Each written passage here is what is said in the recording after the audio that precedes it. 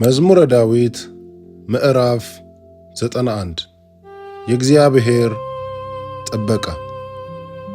በልዑል መጠጊያ የሚኖር ሁሉም በሚችል አምላክ ጥላ ስር ያድራል። እግዚአብሔርን መጠጊያዬ፣ ምሽጌ፣ የምታመንበት አምላኬ እለዋለሁ። እርሱ ከአዳኝ ወጥመድ ካሰቃቂ ቸነፈር ያድንሃልና፣ በላባዎቹ ይጋርድሃል።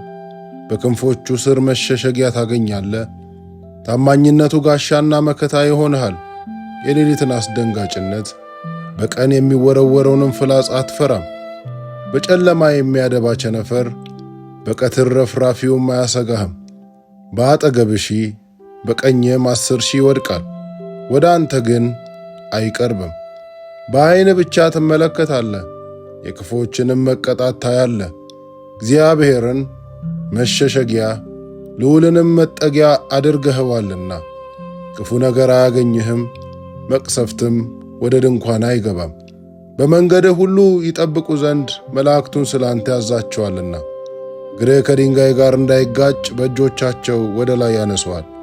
በአንበሳና በፉኝት ላይ ትጫማለህ፣ ደቦሉን አንበሳና ዘንዶውን ትረግጣለህ። ወዶኛልና እታደገዋለሁ፣ ስሜን አውቋልና እከልለዋለሁ። ይጠራኛል፣ እመልስለታለሁ። በመከራው ጊዜ ከእርሱ ጋር እሆናለሁ፣ አድነዋለሁ፣ አከብረዋለሁ። ረጅም ዕድሜን አጠግበዋለሁ፣ ማዳኔንም አሳየዋለሁ።